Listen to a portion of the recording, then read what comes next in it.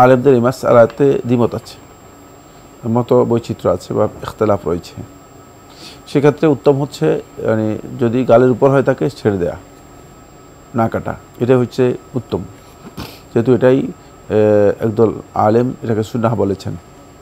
সুতরাং সেই আলোকে যদি আপনি ছেড়ে দেন সেটা উত্তম, কিন্তু কাটা বা এটাকে এই একেবারেই শেভ করে নেওয়া এটা জায়েজ রয়েছে, যদি আপনি মূল যে চোয়ালের উপর যে দাঁড়িয়ে আছে সেগুলো রেখে দেন।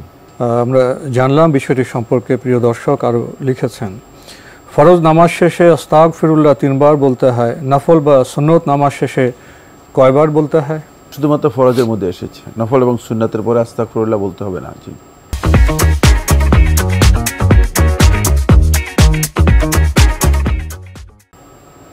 আমরা ফরজ সালাতের মধ্যে শুধু এসেছে। জি, জানলাম বিষয়টি সম্পর্কে। প্রিয় দর্শক আরও লিখেছেন, নাবালক অবস্থায় পাপ কাজগুলো আমলনামায় লেখা হয় না, কিন্তু সওয়াবের কাজগুলো কি লেখা হয়?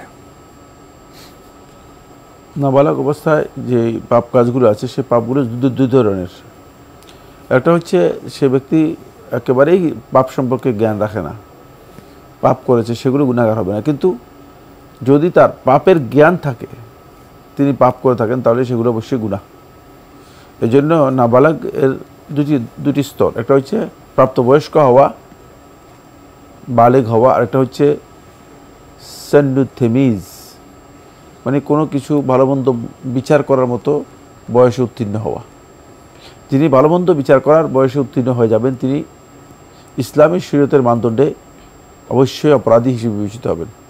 তিনি ওই ব্যক্তির মতো নয় বা ওই নাবালকের মতো নয় যে শিশু কিছু বুঝে না।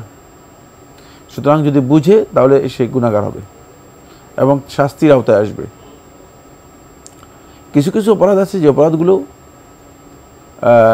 তাকে অবশ্যই পূরণ করতে হবে।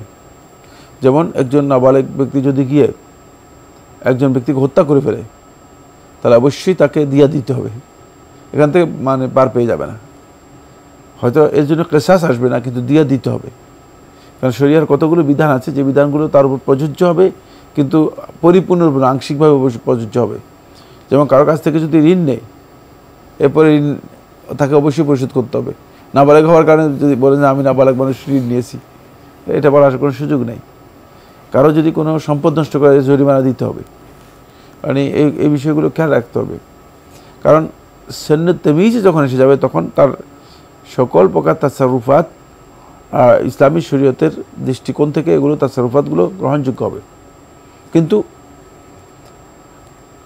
আল্লাহ তাআলার হক যেগুলো আছে সেগুলো আল্লাহ তাআলা কি করবেন না।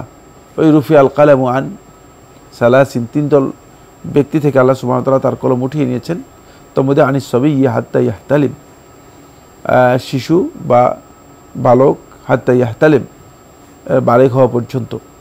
এখানে ওই শুধুমাত্র আল্লাহর হক যেগুলো আছে সেগুলোর ব্যাপারে তাকে আল্লাহ সুবহানাহু ওয়া তাআলা কী করবেন, গুনাহ দেবেন না, অথবা তার আমলনামায় গুনাহ লেখা হবে না, তার আমলনামায় গুনাহ লেখা হবে না।